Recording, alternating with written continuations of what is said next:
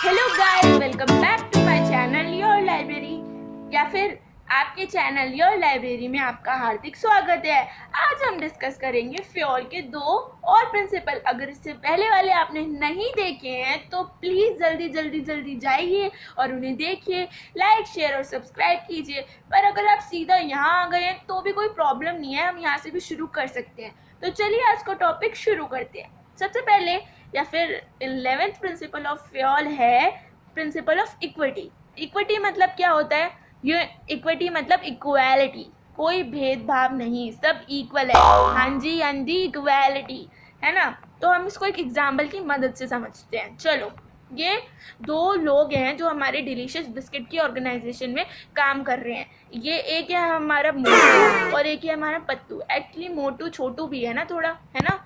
तो मोटू के साथ ऑर्गेनाइजेशन में काफ़ी ज़्यादा भेदभाव हो रहा है, क्योंकि मोटू छोटू है, एक तो मोटू मोटू है और ऊपर से मोटू छोटू है। मतलब एक तो वो छोटा है हाइट में और एक तो वो मोटा है, और ऊपर से उसकी कलर की वजह से इसलिए वो काम करता है पर उसको क्रेडिट नहीं मिलता। बट ये जो पतलू है, एक तो एक गुड लुकिंग है, वैसे है मान लेते हैं कि गुड लुकिंग है, इसमें क्या जा रहा है ना, गुड लुकिंग है और लंबा है, गोरा है, इसलिए ये काम ना भी करे ना या फिर कम काम भी करे ना तो इसको इससे ज़्यादा क्रेडिट मिलता है। समझे कि मतलब काम कर रहे हैं तब भी क्रेडिट नहीं मिल रहा, क्योंकि काला है, छोटा है, मोटा है, और ये गोरा है, लंबा है और अच्छा दिखता है, और काम कम करे तो भी क्रेडिट मिल रहा है। तो ऐसा नहीं होना चाहिए। किसी भी ऑर्गेनाइजेशन में इक्वालिटी होनी चाहिए। हर किसी का राइट होता है बर्थ से, तो ये समझना चाहिए सबको कि चाहे कोई छोटा मोटा काला पतला कोई कैसा भी हो, सबको एक समान इक्वालिटी मिलनी चाहिए। किसके बीच में कोई भेदभाव नहीं होना चाहिए, चाहे वो फीमेल हो मेल हो, सब बराबर है आज की डेट में।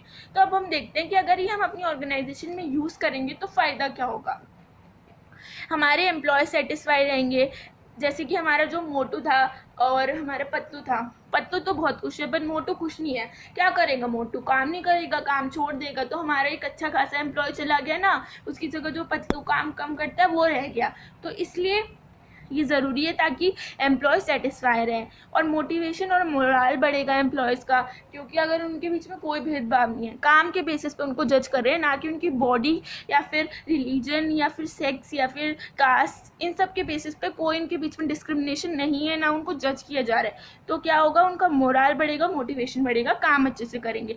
और डिससेटिस्फैक्शन, ये एक डिसएडवांटेज है कि जो एम्प्लॉय सेटिस्फाई हो रहता है। जैसे हमारा मोटू है, वो एक तो मोटा है और छोटा है और उसका कलर भी थोड़ा मतलब डार्क है, इसलिए उसको इतना क्रेडिट नहीं मिलता। डिससेटिस्फैक्शन आई उसके अंदर, काम छोड़ के चला गया, इतना अच्छा एम्प्लॉय हमारा चला गया, बताओ, है ना। और टर्नओवर, काम छोड़ देगा जैसे मैंने आपको बताया। और अनहेल्दी रिलेशन, वो एक तो एक दूसरे के साथ रिलेशन अच्छा नहीं होगा, जो सुपीरियर है, सबॉर्डिनेट है। जैसे हमारे मोटू का जो ऊपर बॉस है वो है, उसके ऊपर जो काम करता है पोपलू। अब पोपलू के साथ अच्छा रिलेशन नहीं हुआ ना, पोपलू उसको बात बात पे उसको बॉडी से रिलेटेड, कलर से रिलेटेड बोलता है, उसको काम का क्रेडिट नहीं देता। दोनों के बीच में रिलेशन कैसे अच्छा हो सकता है? नॉर्मल सी बात है, आप ही समझो, है ना। तो यही चीज़ है कि सबको भेदभाव नहीं करना, बराबर समझो। उसके बाद नेक्स्ट पॉइंट है stability of tenure of personal. Stability of tenure of personal बहुत भारी इंग्लिश हो गई, चलो हिंदी में समझते हैं, है ना। इसका मतलब है कि जो भी ऑर्गेनाइजेशन में एम्प्लॉयज़ काम कर रहे हैं, उनकी बार बार इधर से उधर उनका प्रमोशन या फिर उनको इधर से उधर ट्रांसफ़र नहीं होना चाहिए। इससे उनकी एफिशिएंसी कम होती है और वेस्टेज ऑफ टाइम होती है। कैसे देखते हैं। जैसे कि दो हमारे ऑर्गेनाइजेशन में एम्प्लॉय हैं, ये पिंटू, ये है चिंटू, है ना।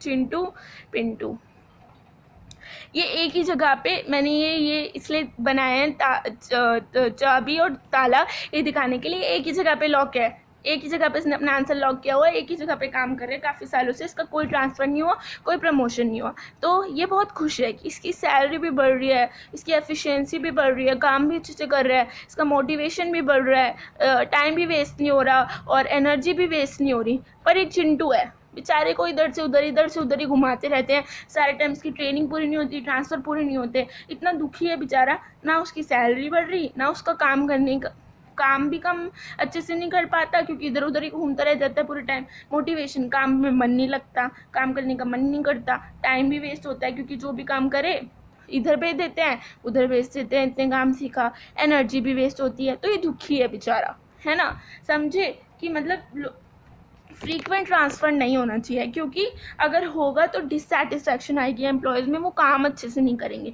वेस्टेज ऑफ टाइम और रिसोर्सेज होगा, जैसे मैंने बोला। और अगर हम ये प्रिंसिपल यूज़ करते हैं तो क्या होगा, अगर हम ये प्रिंसिपल यूज़ करेंगे तो लोग अच्छे से काम करेंगे, जैसे हमारा पिंटू कर रहा था, एफिशिएंसी बढ़ेगी और वेस्टेज ऑफ टाइम और रिसोर्सेज नहीं होगा। तो ये थे 2 प्रिंसिपल, एक बार रिवाइज कर लेते हैं। सबसे पहला इक्वालिटी, कि कोई भेदभाव नहीं करना, जो भेदभाव करेगा फिर वो पछताएगा, तो भेदभाव नहीं करना, चाहे कोई कैसा भी दिखे, सबको उनके काम के बेसिस पे जज करना है, ना कि क्रेडिट, ना कि caste, language, religion, sex, belief या नेशनैलिटी पे। उसके बाद स्टेबिलिटी ऑफ टेन्योर, मतलब फ्रीक्वेंट ट्रांसफ़र या फिर टर्मिनेशन किसी का नहीं होना चाहिए, क्योंकि अगर लोग उनको बहुत जल्दी इधर से उधर काम सीखे बिना भेज देंगे, या काम सीख लिया इतने ही उधर से उधर ट्रांसफ़र करते रहेंगे, तो ना तो वो काम अच्छे से करेंगे, वेस्टेज ऑफ टाइम और रिसोर्सेज भी ऑर्गेनाइजेशन का ही होगा। तो इसलिए ज़रूरी है ये प्रिंसिपल अपनी ऑर्गेनाइजेशन में यूज़ करना।